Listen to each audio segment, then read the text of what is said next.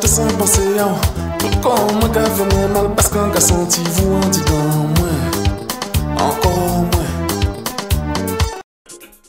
Bonsoir à tous et bienvenue dans cette dernière édition de l'année 2009. Voici les titres. L'actualité de ce 31 décembre dominée par les préparatifs. Mais tout d'abord, rendons-nous à Marie-Galante où un agriculteur a eu une désagréable surprise pour cette fin d'année. Le secrétaire général de l'Union des producteurs de Marie-Galante a été victime d'un acte de vandalisme.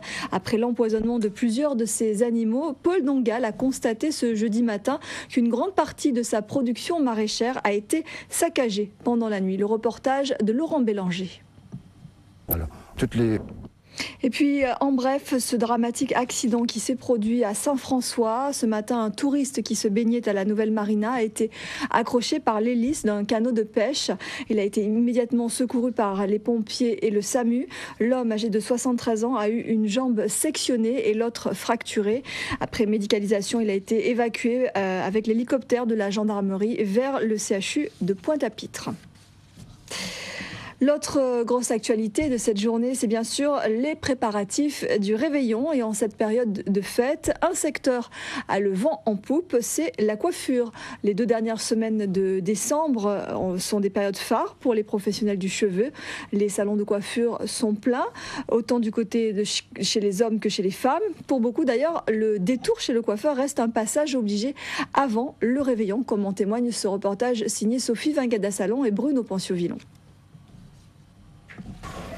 Bien que ce soit un réveillon qui, malgré tout, ne fait pas totalement oublier le climat social, notamment avec cette menace de grève annoncée.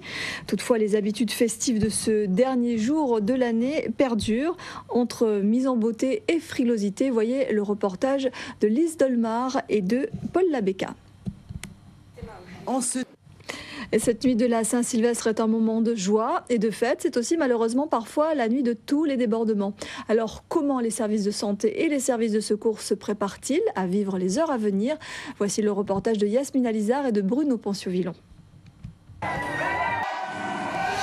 Conseil de prudence qu'il n'est pas vain de rappeler, si vous avez trop bu ou que vous êtes trop fatigué, abstenez-vous tout simplement de prendre le volant.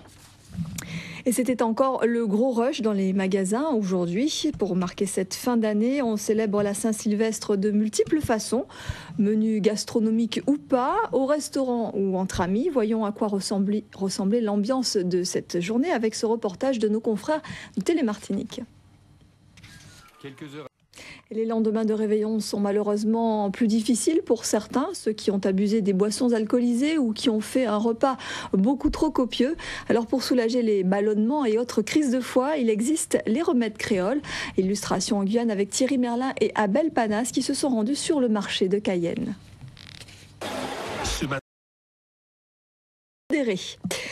Le reste de l'actualité, un trajet, 1 euro, tel était le principe ce 31 décembre pour chaque voyage effectué en bus. C'est la 2e fois que le Conseil général et l'Organisation professionnelle des transports de voyageurs mènent cette opération qui intervient dans le cadre de la réorganisation des transports urbains.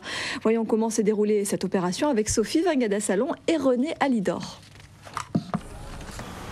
Ce 31 décembre était aussi le dernier jour où l'on pouvait s'inscrire sur les listes électorales. Inconnu dans son île natale, honoré ailleurs. L'adage se vérifie souvent. C'est le cas pour José Dormois. L'Office des postes des Antilles néerlandaises vient d'émettre un timbre à son effigie. L'occasion de saluer un des pionniers de l'aviation dans la Caraïbe, Eric Stimpfling. Foot, la sélection guadeloupéenne a remporté la première édition du trophée Jocelyn Angloma à Général des Eaux, un tournoi réservé aux moins de 18 ans. L'équipe a battu la Martinique 1-0. C'était hier soir au stade de Bémao, sous l'œil attentif de Daniel Marius et René Alidor. Et dans le match pour la 3e place, l'équipe d'Antigua a battu la Guyane au tir au but 11-9.